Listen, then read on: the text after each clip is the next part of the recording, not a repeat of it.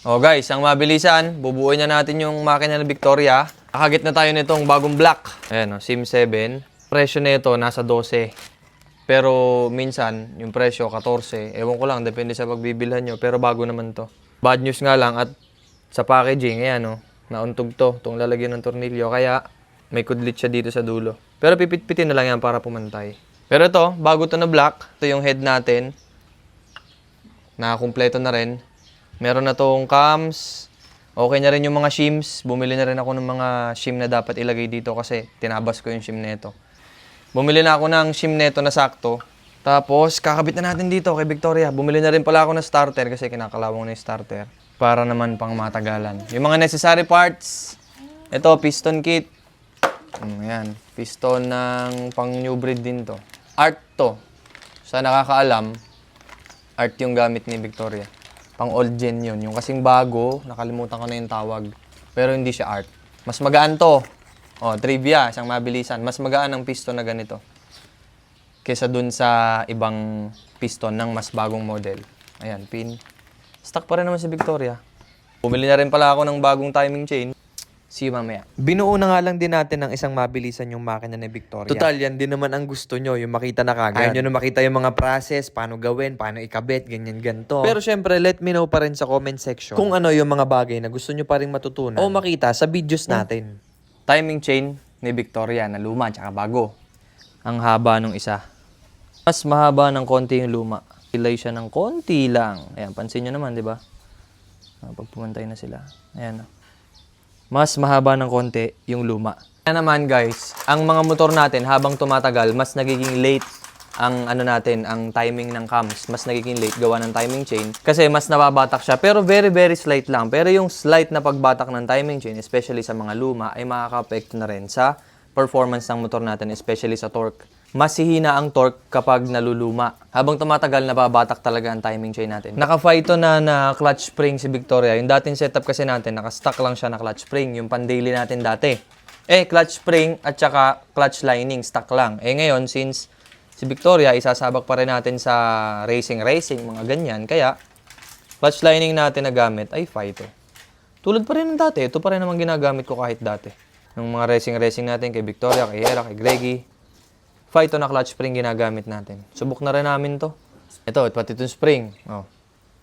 Racing clutch spring na rin si Victoria. Same old setting pa rin naman si Victoria dyan. Standard pa rin ang mga sukat. Standard pa rin naman halos lahat ng mga parts. The original plan naman kasi talaga palitan lang ng block tsaka ng head si Victoria. Kasi nga syempre racing tayo as CPC na drag bike si Victoria. Kaso nga lang pumasok na rin sa isip ko na i-restore muna din si Victoria. Napasubo na naman nga ng malalalala. To make the long story short, yung project natin ay pang daily na Victoria pero at the same time, pwede pa rin nating baklasin yung mismong makina niya tapos ilipat natin sa ibang chassis. Tapos, saka ngayon natin siya ulit ibabalik sa karera. By the way, legal na karera sinasalihan natin, guys. Sobrang excited na ako mabuo nito kasi gagamitin ko muna talaga to pang daily. Dito sa project na to, mas nare-realize ko na mas masarap pala talaga magbuo ng mga luma na motor. For one main reason. Siyempre, wala ka na makikitang luma na bago. Ang itsura. Alright, ito na yung makina ni Victoria. Ngayon ko lang uli nabalikan kasi ginabi na kami pag-i-imis dun sa may labas ng bahay. Kaya ngayon, ito, nandito na sa tool house. Pakakrangkin lang natin siya. Tapos tingnan natin kung okay yung langis niya, kung umaakyat ba. Gamit itong outdoor battery natin na ito, galing pa sa case. Mabilis lang, papakrangkin lang natin. Tapos tingnan natin kung may nalabas na langis. Yan, game.